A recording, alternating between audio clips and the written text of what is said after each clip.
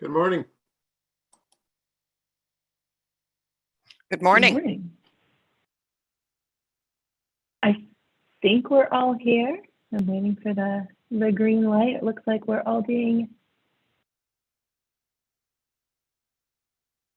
recorded and we're set. We're good to go.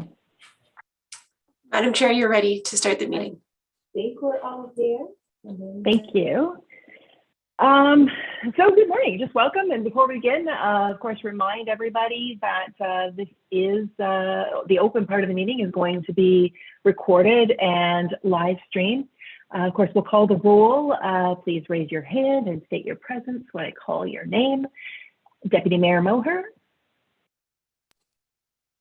Councillor Landsman. Hello. Councillor Watt. Present. Of course, I'm here. Alana Arthur. Acting Clerk Martina Kate Hartwig. And Mayor Jones has sent regrets for today's meeting.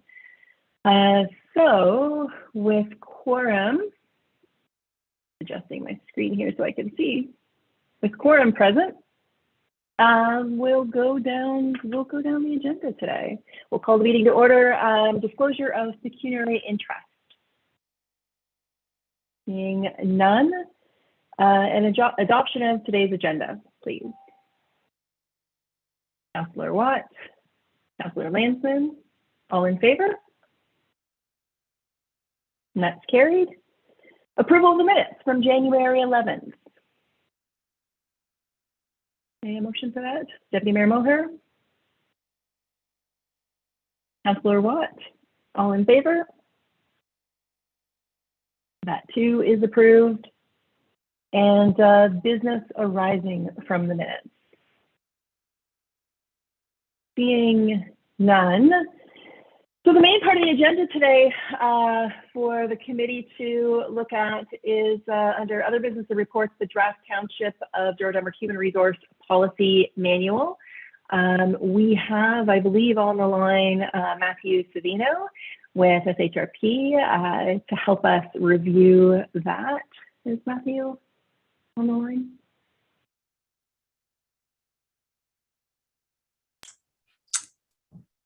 There we go. Hello, Matthew, you're muted.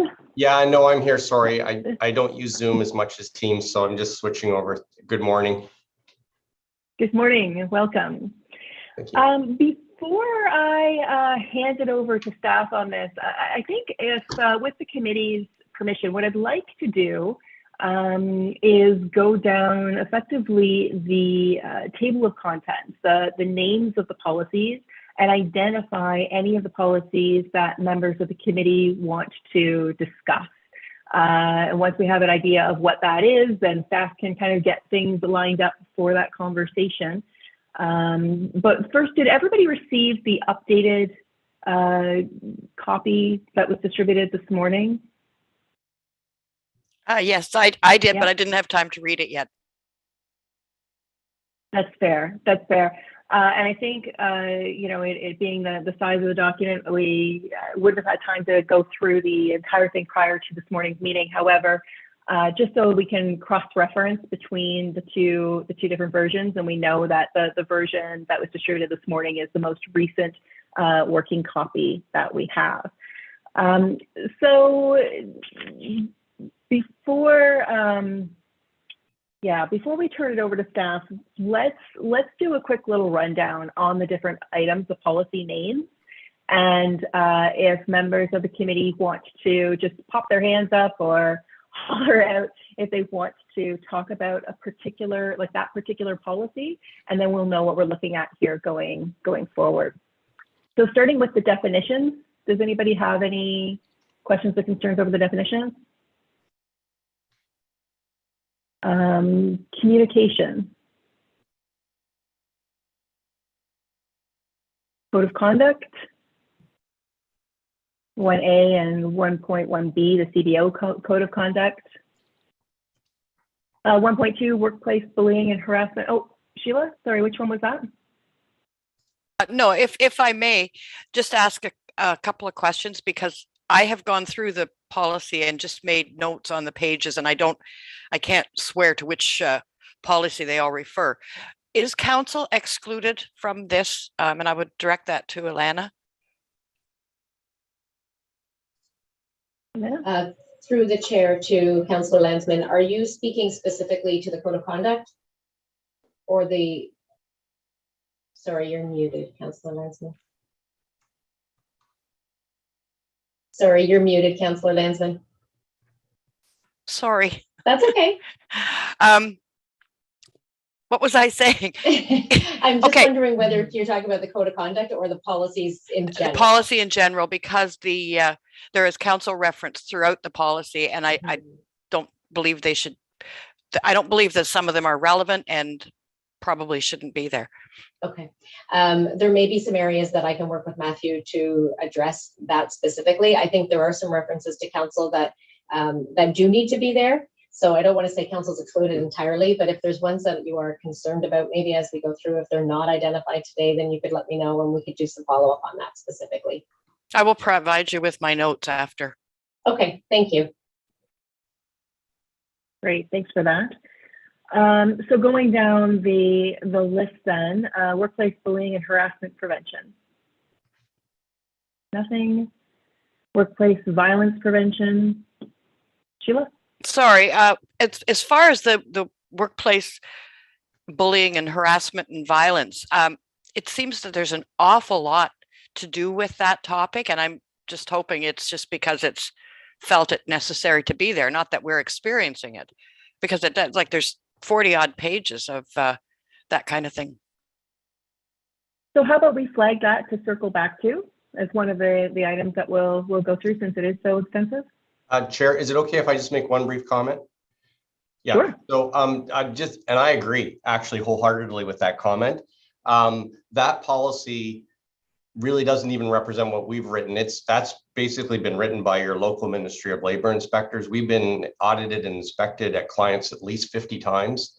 And I agree with you, the boilerplate in that policy, and when we get to it, to the AODA or accessibility policies, I really can't justify or explain it on any logical basis other than to say that is the feedback, input, and redirection we have received from the ministry.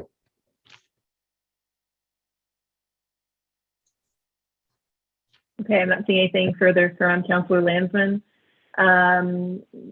Looking at the workplace violence prevention, I don't know if we called that one out already. Confidentiality and privacy. Accessible customer service. AODA integrated accessibility standards. Tom? You're muted, Tom. Tom? My Here we apologies. go. Yeah. For the accessibility one, and it's just a kind of a comment in there, it did make mention to hearing aids, and I don't know whether we have hearing aids for people that come in or whether they should have their own, or I wasn't quite sure how to interpret that one. I know, I mean, lots of people have them, but do we have something that does the general public in general is kind of my question. So. Sure, it looks like Martina has a comment there. Martina? Through you, Madam Chair. We do have a hearing device. I think we have 2 hearing devices actually in the office that we can provide to people, which will amplify the sounds around them so that they can hear staff better. Thank you very much. Great, thank you. Moving down the list, instead of calling out each and every single one, does anybody want to talk about anything in section 2? Seeing nothing there. Section 2. Section 3. So we've got attendance, leaves of absence, vacation, stat holidays, full-time staff recognition. Sheila, which one would you like to pull out? I'm not sure which one it was, but it refers to vacation and limited vacation being carried forward. And I have a comment about that. Okay. I think that's probably 3.2, vacation, entitlement and usage. We'll mark that to discuss. Anything else under employment standards, section 3? Nothing? Section 4, Township Resources. So we have Township of Personal Property, Internet and IT resources, and mobile device use. Oh, and there was a new one added, a right to disconnect, or an employee's right to disconnect. And right to disconnect, by the way, it's brief, and that's all we know about it. There could be some changes between now and June just to reflect what the government has, the provincial government has in mind. So far, they haven't really told anyone what they have in mind. Fair enough. I actually, I'll just pull that one out so that we can talk about it, since wasn't in the original distribution package. So members of council can have a closer look at that, or members of the committee rather. Section 5, health and safety policies. There's a lot here to unpack. Not all of it is in the table of contents. So I'll just recap it here. We've got health and safety program policy, joint health and safety committee, terms of reference, emergency preparedness. We have incident and accident reporting, workplace inspections, WMIS, ergonomics, use of prescribed medication and substances, and communicable diseases risk management. Does anyone want to pull out any of those policies to discuss? I'll hold the one on ergonomics. I just made a note. I don't know what it actually is called, but ergonomic workstations or something like that. Under section 6, lots around the accessibility procedures. And Matthew, to clarify, is this the one that you were talking about, which is pretty much prescribed by the Ministry of Labor, like all of these policies within section 6? Yeah, so the AODA, and actually you were one of 3 municipalities that was audited by a branch of the government ministry that we didn't know existed until they knocked on your doorstep. I haven't heard from them in 10 years. So we spent with your team approximately 60 days revising those AODA policies, and I can guarantee that you have state-of-the-art, complete, comprehensive AODA policies like I've never seen in my career. It's a work of art, actually, if I can put it that way. And your staff, by the way, were extremely helpful in putting this together. And I apologize again, I feel like I'm doing that a second time, for the bulk and the girth of those policies, but that's what they asked for. And they're very happy with it, by the way. Lucky us, I guess, in hindsight. Yeah. we are with your, kind of with or without your permission, we are using that experience and package for all of our clients now, because we've had, you were the first, you were on the frontier of this. We've had 2 municipalities since audited in a similar fashion. So there you have it. Thank you. So was there any members of the committee who wanted to pull any of those individual policies under section 6? Don't see anything. And then section 7, I'm assuming is, well, I know it's all just appendices and version control. Is there anything in there that members of the committee wanted to chat about? Looks like not. So we should be able to get through this pretty quickly. It looks like we've got about 4 that we really want to, 5 that we want to dig in on. So now, with that in mind, I'll hand it over to staff just to kind of chat about where we're at and how we got here. How does that sound? Sure, I'm happy to give a quick update, and then I think I'll let Matthew kind of facilitate the discussion and try to help council understand or answer any questions that you might have. We did have an initial document that we brought to council or to the committee, and obviously it was something that we needed to go back and revise. So myself and Megan at SHRP went through it and tried to condense it a little bit. We tried to pull the definitions together, have the appendices to try to condense the document as much as possible, but it is still extensive. I do feel like the document is in much better shape. And I know that there was a few comments that had come back from the committee, which I did forward on to Matthew yesterday. So I know the revision that we received today was some additional changes that were made. So as we go through, I think, Matthew, if there's things that you want to identify, I too have not had the time to go through in detail the new documents. So I will ask Matthew just to highlight anything that might have been changed from the original document that we had. If at the end of this discussion, there are things that we think we need to go back and revisit, that the committee is not comfortable with just saying yes with those revisions, we're okay to move forward, then we're happy to bring it back again for one final look. I'm almost tired of looking at them. I'm sure you are too. So if we can get there today, that would be great. If there's, I'm hoping anything that we have is minor housekeeping, that we can make any amendments we have to make after this meeting, and we can put these in place.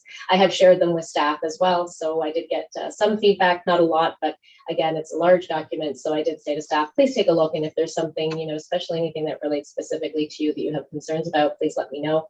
I've not had any major concerns with the document, so that is good. And again, you know, some of the stuff, and maybe as we talk about vacation and that sort of thing, we will see updates come through these as we look at that compensation bylaw that we have in place right now. That'll come back to council in the next couple of months prior to the 2023, I guess. Seems strange, but it will happen quickly enough, and I would like that this council sees that. So you will see some of that come forward, and we'll be forever updating these policies, I'm sure.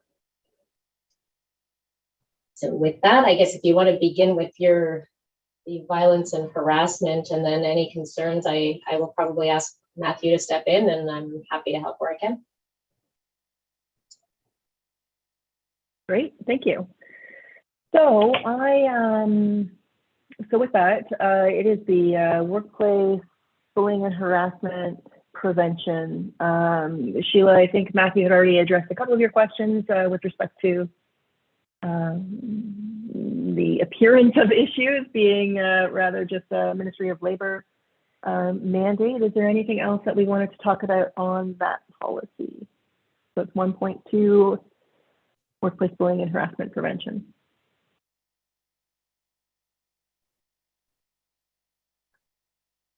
Go ahead. Okay, do you just want me to state my question? 1.2.2 scope, workplace bullying and harassment. It includes council members, but I gather that's going to come out. And further along. Oh, Sheila, your audio's cut out again.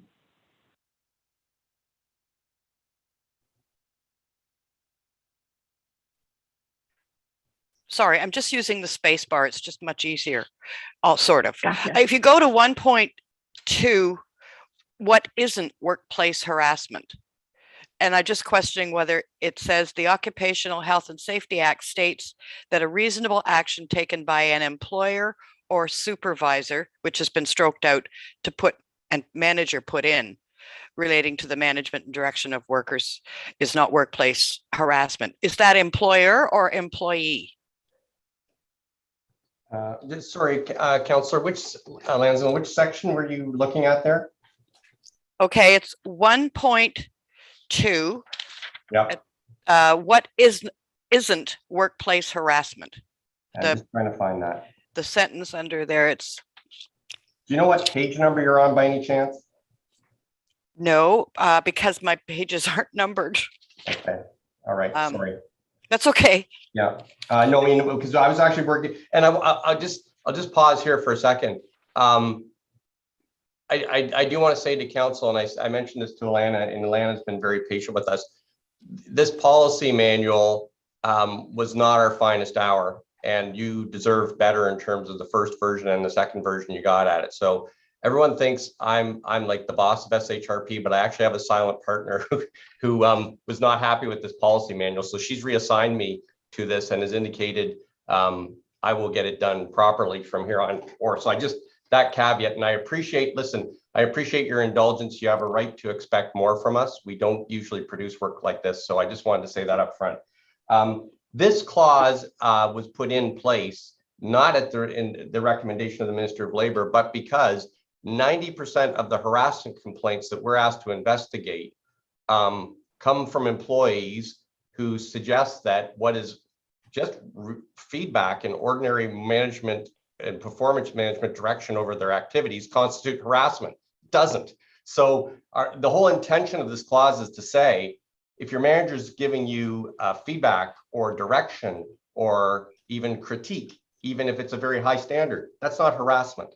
But to answer your question, this is to assert that right for the employer. It's not really an employee right, if I can put it that way. Okay, thank you. It's just to confirm a Great, thank you for management that. right, actually, a very basic one that very few, like I said, 9 out of 10 harassment complaints we get are not that. They're just someone didn't like what their boss had to say about them or the feedback they had to offer that particular day. Great, thank you. Sheila, does that address the question that you had on that? Oh, sorry, Elena's got her hand up. 1 second here. Elena? Yes. Thank you, Madam Chair. I just wanted to confirm with Matthew. I know that Councillor Landsman had mentioned the council reference in this policy specifically. And, I would think that if there was I would think that we would include council as a reference in this policy. And I just would like to ask Matthew if you would agree. Yeah, I mean, number one, you don't have to. Most township councils do. They want, and I'm not trying to criticize, okay, but they want to lead by example, right? Whether or not council is named in there or not. And this would apply to, this applies to everyone, by the way. If a resident or a council member, and I don't think that would happen, but behaves in a manner that causes offense to a staff member, not just offense, but egregious offense in accordance with this policy, a complaint can be made. And this is the procedure that the township is legally required under the Occupational Health and Safety Act to follow. So whether council's named or not, whether residents, anyone who interacts with this workplace is named or not, you're covered. Again, most councilors do mention themselves in these policies, but there's certainly no strict requirement to include it.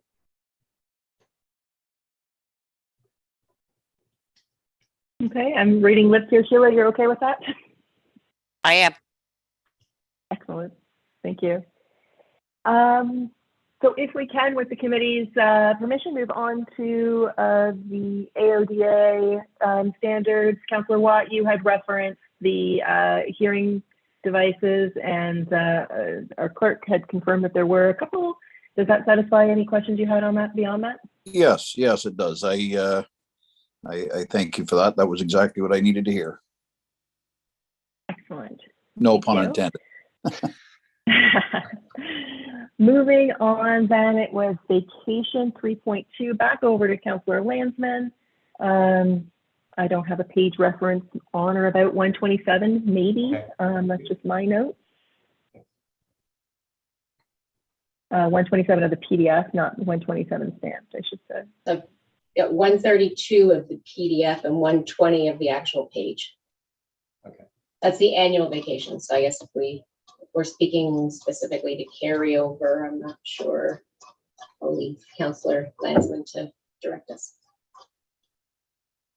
Okay. I'm sorry, Elena, could you help us with that page number again? So 132 of the PDF and 120 of the actual, if you had the hard copy document. Yeah, Oh, and okay, I went the other way.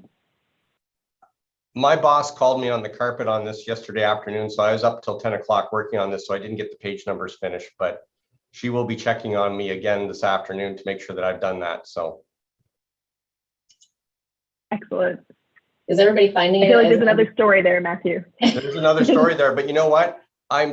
Councillor Watson, no offense, but your cat was very animated and engaged at the beginning of this conversation. We start talking about HR policies and the cat's gone to sleep. This happens all the time, by the way. Indeed. Yeah, this cat. Councillor Landsman, the floor is yours. Thank you. Through you to Alana or Matthew or whoever. It's 3.2.3 vacation year. And the second sentence says limited vacation time may be rolled over to the next year, but must be used by September 30th of the subsequent year. I just wonder if limited should be defined because it has a number of different meanings. Good question. And I believe we do define it as 2 weeks. Okay. do we have that up there somewhere else? So I guess what we could say, and I think that is a very good comment, in fact, that we just say it, up to 2 weeks of vacation time may be rolled over, right? Just so it's, you know, it's not 5 weeks, it's not 6 weeks, 2 weeks is it, that's all. If that is, Elana, if that is the practice and the past practice. Do you agree, Martina? Maybe I'm making that up. Through you, Madam Chair. I think it's been the past practice to just roll over any outstanding vacation time that's left. But then if you don't use that vacation time by September 30th, that rolled over vacation is wiped from your record. You don't get a cash back or an incentive or anything like that. It's just removed. Okay.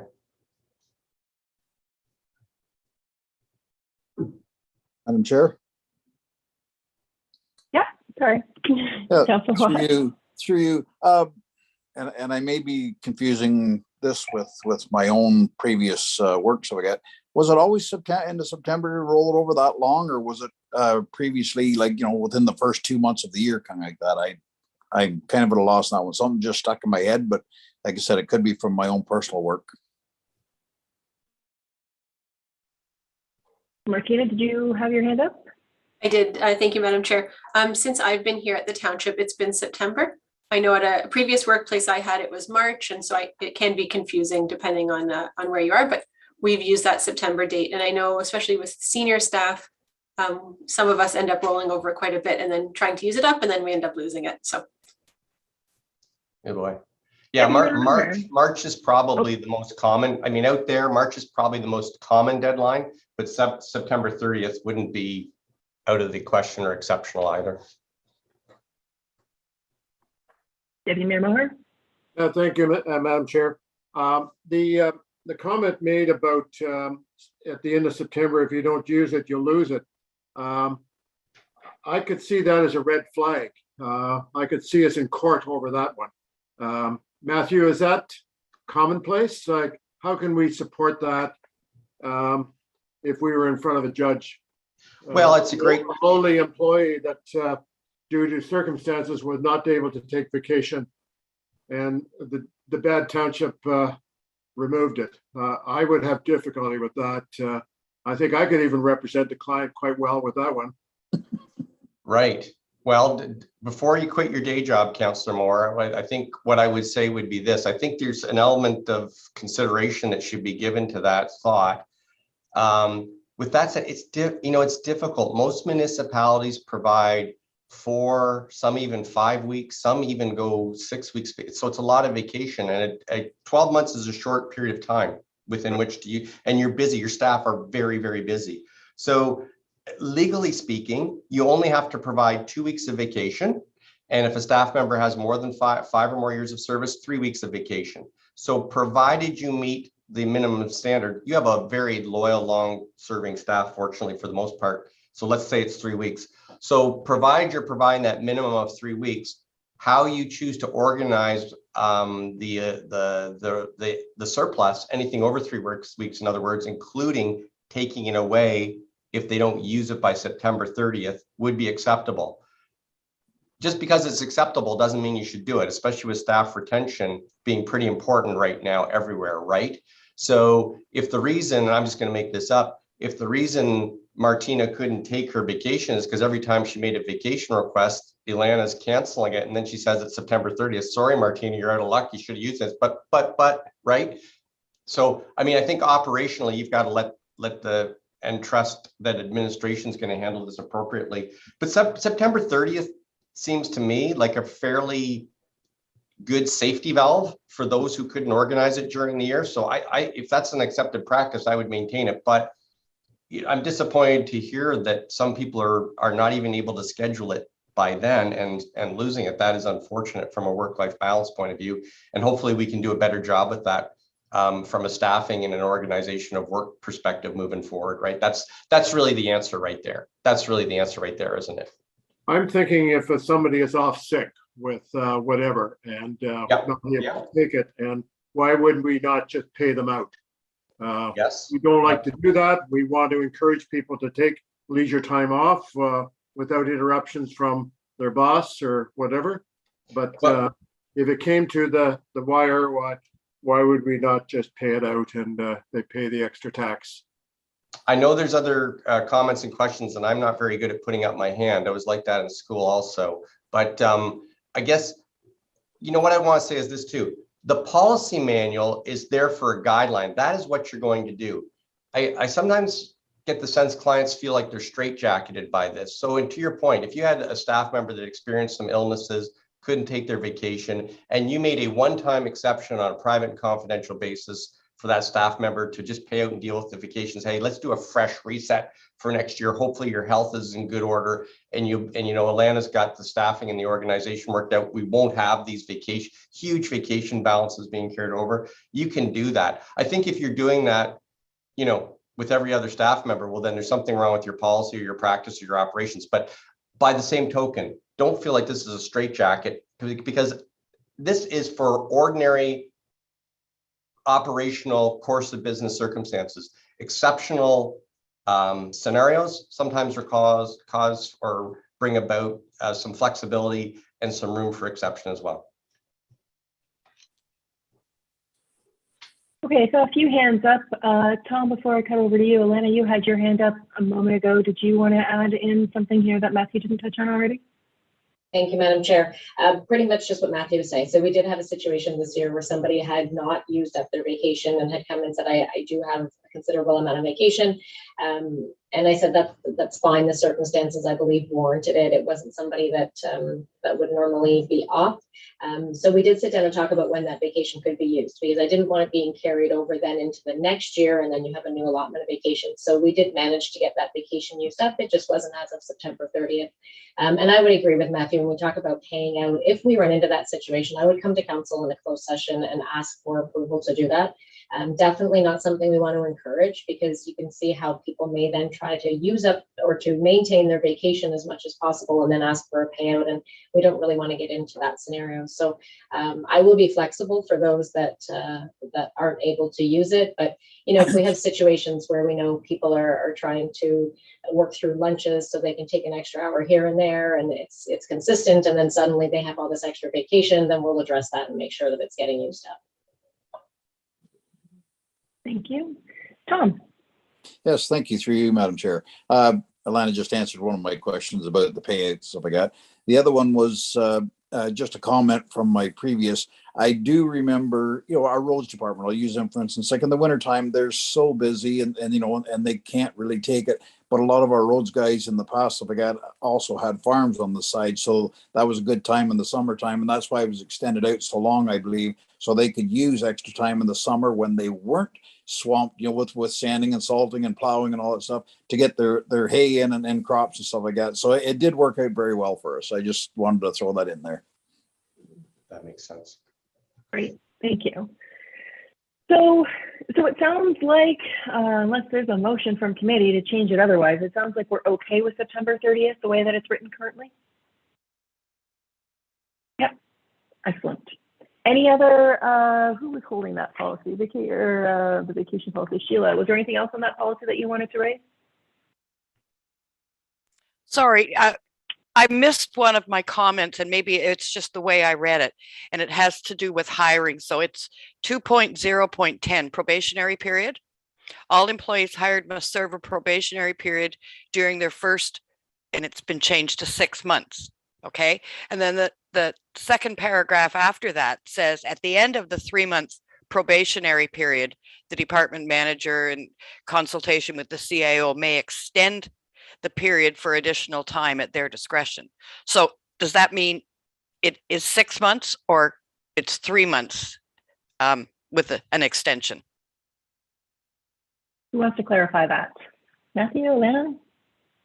Yeah, I think it's 6 months. So, I mean, employment standards, the minimum or the standard probationary period is 3 months. Many of our clients, probably most, do it for 6 months. 90 days goes by really quick.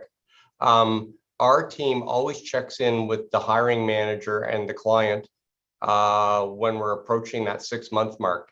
And usually it's the person's doing great. Yeah, fine. Thanks for reminding me. We'll do a quick little review. Sometimes they're trying hard.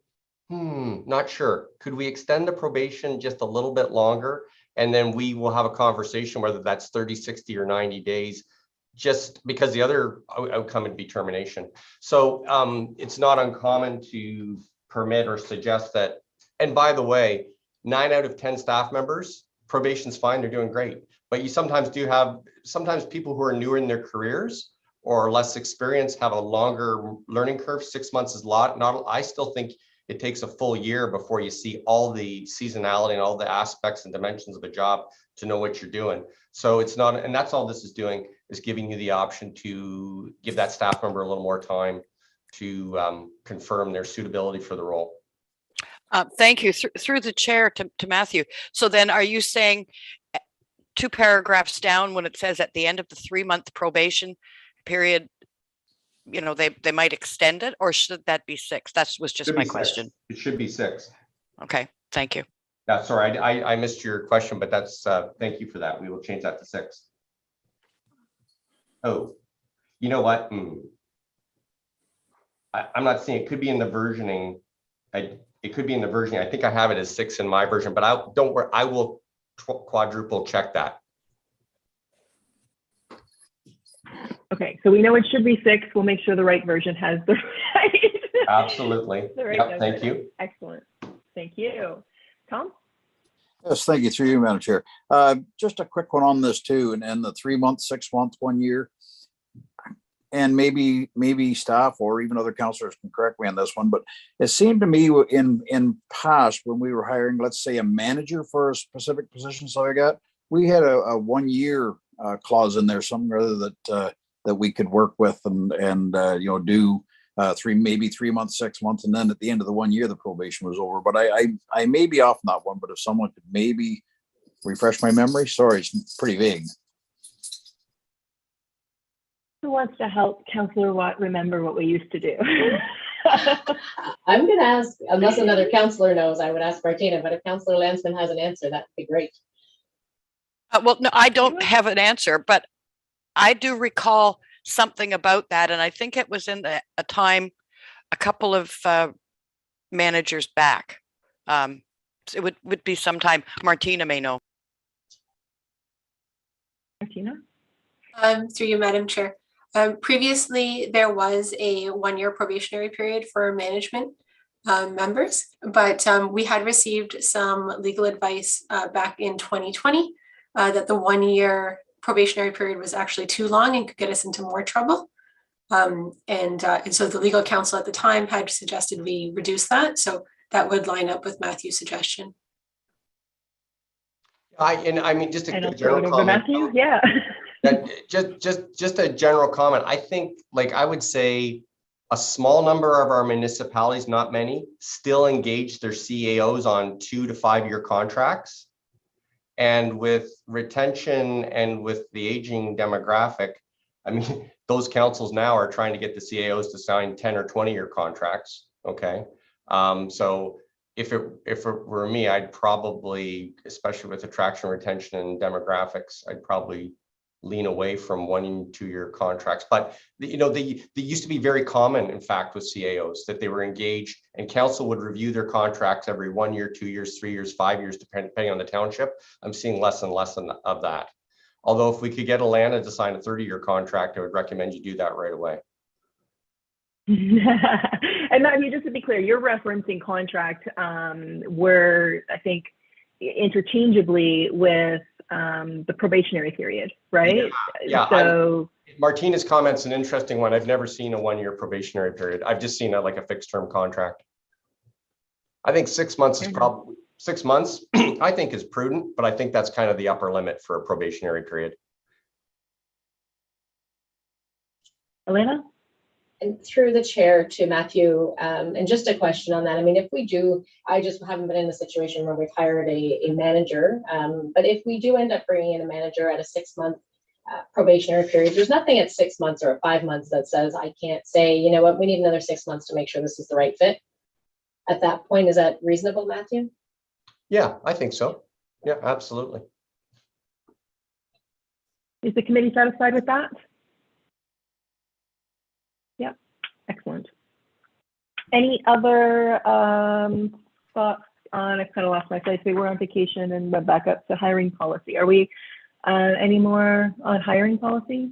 comments? No? Okay. So moving on, section 4, this is right to disconnect. I have it 4.3 on page 140 of the actual PDF new version, or page 152 if you're using the PDF guide, if that makes sense. And Matthew, this is just, I flagged this one because it was new, hot off the press this morning in the version that was circulated. So just to give the committee an opportunity to take a closer look at the brief policy, and notwithstanding, it sounds like it's still quite liquid in terms of what the province is going to be requiring. It is a little bit. I mean, none of us will pretend to be able to read the Premier's mind or predict where he's randomly going to go next. But I would say that the only thing we think will be in there is that there will be exceptions that mimic or mirror the exemptions to overtime rules in the Employment Standards Act. And by that, I mean supervisors and managers. Let's take, I don't know if he goes by Jake or Jason, but your public works manager, okay? He's a manager, effectively under ESA, exempt from overtime. He could be on call, like there's no right to disconnect from your public works manager, or okay, nor is there a right to disconnect from a staff member who's being compensated for being on call for ice removal or whatever in the wintertime. That's all still copacetic. We really don't know why or what this policy is all about. Most of our clients enjoy their time with the employees during the day, but don't choose to use their hours in the evening to socialize with their employees on the phone. I do have a lot of managers and owners asking me if they can enforce this policy on their employees to have them stop calling them in the evening, however. So, and I would support that 100%. All we've got is one page because this is all we know. It will be tweaked and changed within the next 2 months, I would think. There's some more information we're told coming out about this. There's also some other last minute stuff they've thrown in there, and you'll see policies. We've already changed our employment agreement on the non-competes. You're going to see some other things just sort of jammed in here at the last minute before June 1st. Fair enough. And it's a good reminder, I think, to mention that this is effectively a living document, correct? Yeah. That as whether it's legislative changes or operational changes come into play, those changes will be made in the policy respectively. Absolutely. And if there is some change in provincial government in the summer, there's going to be considerable number of changes. We're looking into a crystal ball because Bill 148 with Kathleen Wynne wasn't that long ago. I've got a good memory, so we already know what's coming if that change. We wrote those policies. We wrote those policies back then already. We just have to dust them off. I've heard there's a 4-day work week coming and all kinds of interesting stuff. So here we go. Fair enough. Thank you. Any questions on the right to disconnect from members of the committee? Nothing? So then moving on to one that I wanted to just chat about, gosh, I don't know the number. It's the ergonomics. Previously page 178 and policy 4.5. I don't know what it is now, I'm sorry.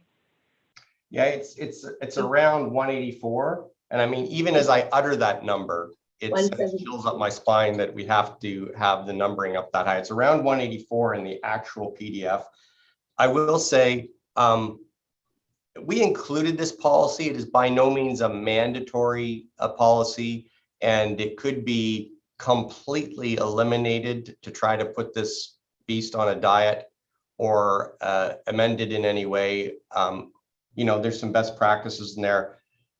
Office working people spend a lot of time at their desks. I think a number of you, same thing. Okay? So we include this. It's by no means mandatory. You can shake and bake this one any way you want, including removing it entirely.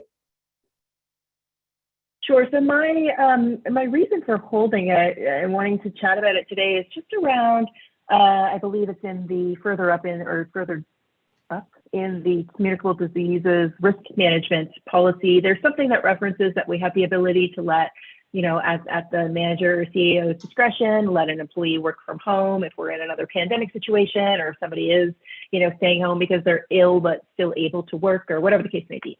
So, how does, and this is probably more of a philosophical question because it hasn't been tested before the course, I'm sure, at this point, but working from home in those types of environments affect long-term health and safety around ergonomics and all of that wonderful stuff? And by putting this in, does that give us some sort of coverage should an employee choose to be working from the kitchen table or their couch, like Councillor Watt is today, right? And they get some sort of neck strain injury or something to that effect. And if they're not setting up procedurally the way it's outlined in the policy, then we can go back and say, well, you chose to work in an unsafe environment against the policy.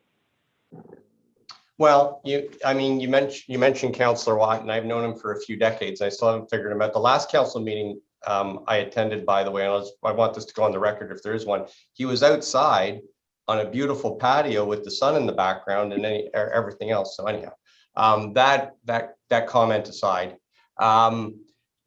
it's a very good question. There have been a couple of cases. There was a case just recently, an employee working from home. She was still wearing her slippers and she went down her staircase and she fell and injured herself.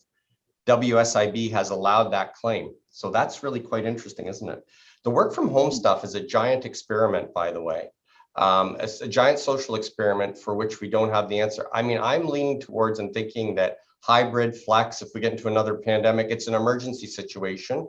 And by the way, if we have any employees working from home, I would shy away from enshrining it and institutionalizing it as a policy. We have a work from home agreement, which outlines exactly what our expectations are. And it also confirms that this is a privilege and an accommodation that you've either requested or by government mandate. If we, with notice, require you to return to work to the office proper, you will.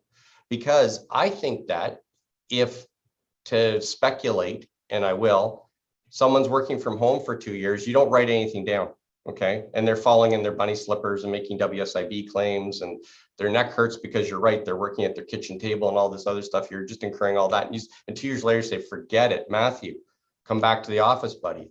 Matthew could legitimately say after 2 years, no, that is a term and condition of my employment. It's become a term and condition of my employment. Forget it. It's constructive dismissal. Pay me. And by the way, I don't even live in Douro anymore. I'm living in my condo in Paris. And I'm not going to come back to the pedestrian ways of Peterborough County. I'm enjoying my lifestyle here. So pay me.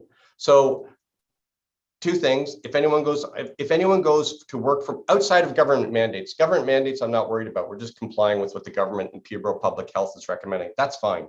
Once it's over, give it a couple of months. Once that's over, I think if it's safe, and it is right now, in my opinion, to be at work, they should be at work. If you want to flex and let them work from home on a 5-day-a-week basis, we put it in writing. However, if you're flexing because someone's working on a project, they've got a child issue, and they're working a day here and there hybrid, yeah, do all that. That's actually smart. It's a good attraction retention tool, keeps people engaged. It's fair. It recognizes that we're all human beings. So do that 100%. I am not, however, an advocate for permanent remote work from home arrangements. And I find it quite interesting, last comment, that employees are willingly getting on this bandwagon because it is the modern day corporation's dream come true. There's a labor shortage. Guess what? Corporations are intelligent, rational institutions. They are going to substitute capital for labor. What is automation, outsourcing, you name it. Heather, you know more about this stuff. Pardon me, Councillor Watson, you know more about this stuff than I do. But that's not the future. That's now. The labor crisis in the United States is more acute than ours. It predates COVID. The US is 5 years ahead of us on this. They always are. It's coming if it's not already here. So anyways, that's all I have to say about that. I'm not in favor of work from home policies. I don't think you want to hold that flag and say, I am in favor of being flexible and smart with it, hybrid, to engage and retain and to improve productivity. But if you're going to have permanent remote, and I'm not going against it or not, but if we are, we're going to put it in writing. We're going to govern the relationship very carefully, including all those health and safety risks, right down to who pays for the office equipment, who on their taxes, if they're no longer in Douro, but they're working from in Fredericton, New Brunswick, where are you remitting payroll tax? I don't know. If I'm falling down the stairs on my bunny slippers, you're going to be on the hook for all that. I don't see the upside. No, and that's entirely fair. And like I said, it's probably more of a philosophical conversation than a policy procedure conversation. I'm just concerned about, you know, the basics of repetitive motion, pinched neck, back, nerve problems from, you know, sitting in a wrong, you know, not ergonomically correct workspace when somebody's working from home. So it sounds like the way that we cover ourselves, the liability and risk and exposure on that, is by having some work from home agreement in those circumstances when we're allowing that. And that should be something that we perhaps consider down the road if we are in that situation, that whether it's boilerplate, you know, somebody's got to work flexing or whatever it is, whatever those circumstances are, but a note back to staff that when they are making those concessions, that they're looking at having some sort of agreement in place. Yep, agreement, and they have to, I think, provide proof to you that they have facilities and tools in their home to effectively and productively work from home. You know, whether that be internet service. Let's face it, not all parts of Peterborough County are created equal. When it comes to internet, we've all suffered through that, haven't we? I live in Selwyn Township, and I mean, even in Selwyn Township, which is not that far from Peterborough, last time I checked, it's spotty. You know, so I think all those come into play and have to be considered. And I like your idea of incorporating the ergonomic best practices of this policy to say, if you're working from home, you know, we expect the same kind of good health and safety, you know, self-care practices that would be provided to you in the office, which means, you know, you're not working on your recliner, you're working at a desk or something where you can, you know, use technology and use it in a way that's going to be safe from a physical perspective. So like I said, and you know what, Councillor Watson, I think you bringing this up, this is a here and now conversation, because a lot of organizations have just blindly gone into this, and they're kind of now reacting or dealing with like the falling down the stairs stuff, the I need a new internet service, are you going to pay for it stuff? I don't have a printer, can you buy me one of those? I need a new $800 chair, can you buy me one of those? And if you do, is that a taxable benefit? Is it not? I don't know the answers to all these questions. I'll take it to the biggest extreme. I had one client call me because under accessibility and workplace health and safety legislation, if you have a fear that an abusive spouse, just to give an example, an abusive spouse might attend at the workplace, and that threatens not just the worker, but the sanctity of your workplace, if you will, you have to have a plan. You legally have to have a plan in place to account for that. Well, I had one client call me and said, like, we know she's working from home, and we're aware that there's domestic violence. What's our obligation? And I said, I have absolutely no idea. You're the one that's volunteered to entertain this misadventure. We'll find out when we find out. So it sounds like I'm against work from home, and I guess I probably am. But I mean, I think if you go into it aware of all of the potential, there's upside. It seems like a lot of employees want to do this, but there's a lot of downside too. Understood. Elena. Thank you. Just a question, Matthew, just in part of this conversation. Do you think collectively, you and I, if we leave this information in, that maybe would be beneficial, because we are, you know, doing kind of a flex. I mean, I woke up last Thursday to water dripping from my kitchen ceiling coming from the upstairs bathroom. So I quickly called in and said, I'm going to work from home today. And I think there have been, you know, situations. Generally, we're not working from home. Everybody is back in the office. And people seem to like to be back in the office. So it's not that there is an issue at all, but we will have those scenarios come up. You know, we're still going through some COVID situations. So people are not feeling well, they're working from home, which is fine. So do you think it would be prudent to develop some kind of a contract that just says, if you choose to work from home, or if you believe that at some point you're going to request a work from home arrangement for a day or 2 days here and there, that you sign this agreement, and in there we say that you must adhere to these policies that are in place as if you were at work, and just put something in place so we are covered in the event that even if it is a one-off day here and there, that the expectation is they're still going to continue to follow these policies, just in case somebody slips down the stairs in their slippers. Yeah, Would that be beneficial for us? I mean, just to protect us a little bit? it would. I think definitely if someone's going to be 5 days a week or like regularly 3 days a week work from home, I think if you're dealing with leaky ceilings, or I've got to get this project done, I need 6 hours of uninterrupted time and space, I'm going to stay and do this from home, or it's snowing tomorrow, or I think I was exposed to COVID, I'm just going to self-monitor for 3 days. I think for all, and there's many more scenarios. Okay, there's many more scenarios. I would be super flexible with that. It's a great tool. And like I said, it's recognition that we're human beings and sometimes we need that separation and relief. I don't know if you have to have a work from home agreement in those instances. It certainly wouldn't hurt, but I would encourage employers to use those tools and for employees to take advantage of them as well if it improves their productivity and their satisfaction, just their general, wellness. Absolutely. I'm just leery and wary of what we're seeing with the work from home stuff. And I keep saying this last comment is and by the way, the big banks in Toronto are all calling people back to the office towers. Everyone said they wouldn't. We knew they would, and so they are. And there's a reason for it. Banks are not stupid people. Some of the institutions, large companies in Toronto, however, are closing their office. They're mandating work from home, remote work. There's a handful of long service employees, and I'm talking people who have had 20 years of going to the office. There's no office anymore. Guess what? Constructive dismissal. I'm not working from home. I don't have any of the tools to work from. That's my home. Okay. You've provided me for an office for 2 decades of my career. And now you're telling me I'm going to be on Zoom calls all day. Forget it. Pay me. So you know what? What's the lesson to be learned? Where you're the employer, you never win, I guess, is the lesson to be learned here. But I tell you this, this is a really big debate. And I think this is this is transformational. We haven't seen this in the workplace in decades, in my experience of having done this.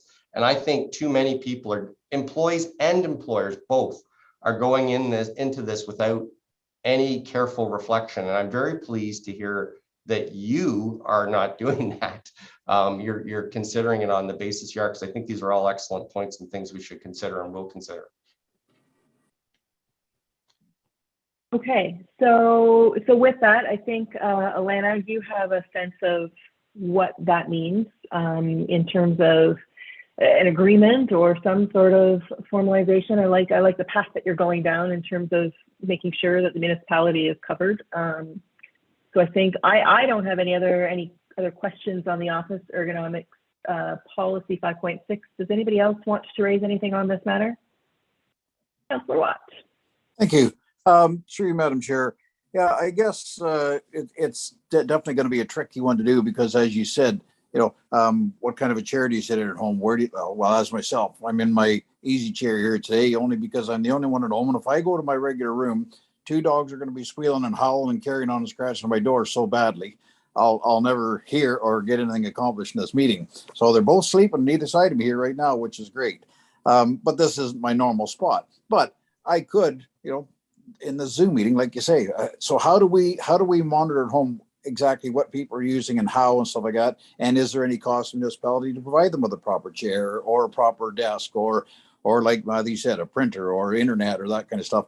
So it's definitely going to be a work of art to put this together and not put them under too much due stress at home to get all this stuff, but not put the financial burden or too much onus on the township either. Yeah, so I mean, there's absolutely no obligation on any employer to provide any of those things to an employer requesting that accommodation. I think if we flip it and you say, no, you're going to be working from home, well, that's different, right? But there's no obligation. And in fact, I think there's some pitfalls in doing that. and in the United States and now in Canada. I mean, beyond that, we're seeing in the United States in particular, I think it's coming here. If you want to work from home, your compensation will be 85% of your in-office salary. And so that's completely fine. I won't recommend doing that. That's completely fine to do, because you're giving the opportunity for the employee to earn 100% of their salary if they attend the office. If they, if they want to run around their bunny slippers and do what it is they do from home, that's fine. But some employers are offering a discounted salary. I'm not advocating for that. I'm just observing it. But to answer your question firstly and directly, no obligation on you to provide any of those things. Our work from home agreement also conditions that the employee has the resources, including, technology infrastructure to support productive and effective completion of work and connection to the office, so to speak. So that's all presumed. If you can't do that, it can't be done. And yeah, it's unfair if you live on a beautiful lake somewhere north of Apsley and that's not an option for you. I regret that that's the case, but until different levels of government solve those problems for us, that's the state of the nation. Good. Any other thoughts, comments on that? I think we've worked that one around enough. Sheila. Yes, thank you. Just a comment about working at home. I think there are people who work very successfully from home and those who don't. You can always, I'll just go weed the garden and then I'll finish that report. I'll just do this. And so I think a lot depends on the person as well. I was a court transcriber for 10 years and most of my work was here at home. And I happen to be one who works, I talk to myself, but I work relatively well on my own. Yep, you're absolutely right. You're absolutely right. Deputy Mayor, you look like you have something to say. I was going to tell Sheila that she could at least live with the answers when she talks to herself, or should be able to live with the answers. Thank you, Councillor Moher. Indeed. Okay, so moving on, it looks like there are no other items that we had held to discuss. Deputy Mayor? Just a general item, and Matthew, I thank you for acknowledging that this report is not your proudest moment. And I found this report right from version 1 very difficult to go through. I just found it's cut and paste from 2 or 3 different sources, and there appears to be all kinds of repetitive information here that if this is a working document for senior staff or for staff in general, it'll get put on a shelf and won't be read. And that's why at the original meeting, I said, let's look at getting it down to 50 pages. And I realize it can't go to 50, but even still, the agenda says that we received this morning is pages 278, and yet the index makes reference to 287. So there's still disconnects in that document that I trust you'll fix up. And I wonder if it's possible to have somebody go through it, and if there's redundant stuff, let's put the redundant stuff in the definitions or something that make it more of an easier document for our senior staff to use, because otherwise it'll just get like a detailed strategic plan. It gets put on a bookshelf and people will just go by memory. They won't go by what it says, and that causes more problems. It's got to be user friendly. That's my rant for the day. Oh, it's spot on. It's a good one too. I mean, I think if we excise those AODA policies alone, you probably lose, you might lose 40 or 50 pages just and same thing with the harassment prevention clause. The other thing is, we're sort of, when we're doing this, and yeah, the way it is now, I'm much happier with the version we have now. I'm not happy with the girth of it by any means, but every policy manual seems to look like that these days, and not just the ones we author. And in fact, some are even beefier than that. We're also taking, when we do these, kind of the legacy, these are not all our I should say that. These are, for the most part, not policies we're recommending. These are legacy policies of the township that we're bringing forward and incorporating with AODA, harassment prevention, other things. We can certainly go over it with a view to leaning out any redundancies. The AODA policy and the harassment prevention policies, which we spent some time talking about for good reason, would be classic examples of being really a reflection of the times we live in. I mean, to give a parallel example, if you went back 30 years ago to the process that would be required to put a garden shed on your property and compared it to what's required now, like, oh my gosh, like the red tape, it's extraordinary. It's extraordinary. And it's the same things with these employment policies. There's so many government regulations. This new right to disconnect policy, by the way, the government has said that you've got to revise it every year, post it, and have your employees sign off on it. Like, they just keep inventing and encumbering employers with more and more, and I don't know why. And each provincial government that comes to the plate always says, we're going to cut the red tape for businesses and make it easier to operate and manage their affairs, guaranteed. And each government does exactly the opposite,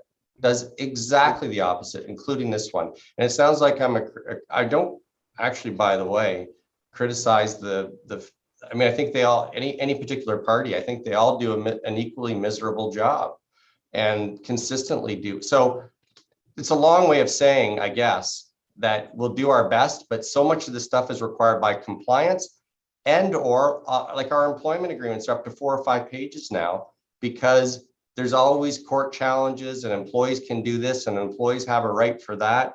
And we've got to manage that. We want to create a fair and an equitable experience for the employee, but we also have to minimize risk and understand what the liabilities are for the municipality as well and speak to that. So I really wish all of these documents, when I started doing this 25 years ago, it seems to me all these documents were leaner than they are now. Regrettably, they are growing in complexity.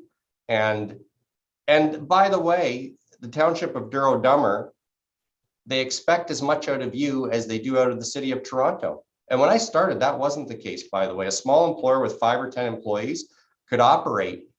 A small employer of 5 to 10 employees is held to the same standard as the Amazon warehouses in Brampton. I mean, it's absurd. So I support and agree with what you're saying, and we'll do our best to wordsmith this into the most concise package we can.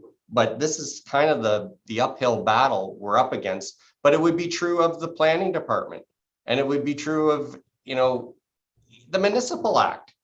My goodness, being a counselor compared to, what you can do and how you can say and how you can interact with staff now compared to what that looked like 20, 25 years ago. Oh my goodness. Yeah, it's night and day. So I apologize for all that.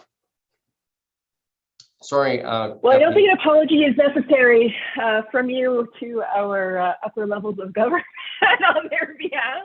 Yeah. And I should also point out that might satisfy Deputy Mayor's one of his concerns about the length of the document is, are these not, once finalized, are these not going to be more easily accessed, available by our staff kind of operationally through the HR platform, like through the services that we have with you and your company, Matthew? Like, that was one of the pieces to the puzzle, correct? Yeah, then staff will have real-time access to it, and it's a searchable document. So if all they want to know about is vacation, they type in vacation, there they are. They won't have to go through 187 pages. New hires review and digitally sign off on it. If the right to disconnect policy, right? If we really have to have staff review that every year, we can just issue that to them. They can look at it on their smartphones, click, yes, I agree with it. They're done. They don't have to print and scan anything. It'll be very simple. And thank goodness for technology, because this is an incredible amount of paperwork to be carrying around in your back pocket. Indeed. Deputy Mayor? Yeah, Matthew, just one further comment. You made reference to the official plan.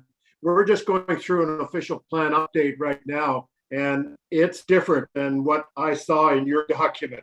It's much easier read now. Martina was on that committee for 2 or 3 years, and they've done an excellent job of organizing it, and it's excellent. It's got a lot of pages, but it's easy to find stuff, and there's very little redundancy. Good. Yep, that's great. Great. Okay, so looking at the policy, the only thing that we haven't done is formally among this group is discuss if there's anything that's missing, any omissions that this committee may feel should be there. I know we've gone through and looked at the individual policies. Is there anything that any member of the committee wants to raise before we figure out where to go from here? I don't see any hands up. Oh, Councillor Landsman. Yes, thank you. The only thing, I did not have time this morning to read any changes, and I would like to read those changes. So I whether the rest want to make a decision on something today is fine with me. I notice it says if it's not up to date, it can be changed. So I just would like to see some of the changes. That's it.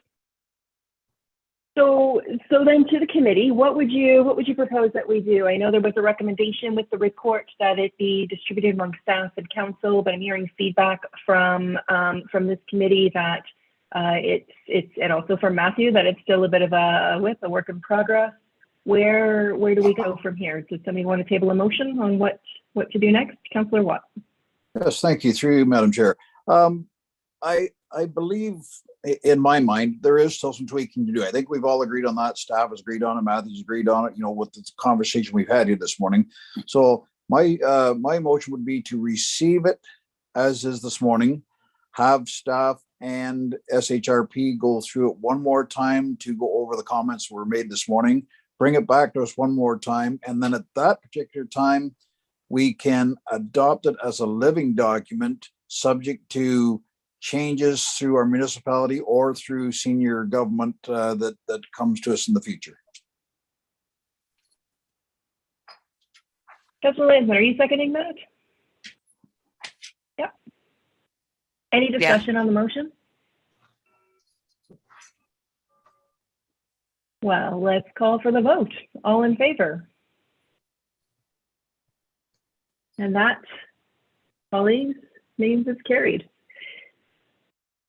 Any parting remarks? I mean, certainly, Matthew, thank you for your work. Thank you for attending today's meeting and helping clarify all of our questions in great detail.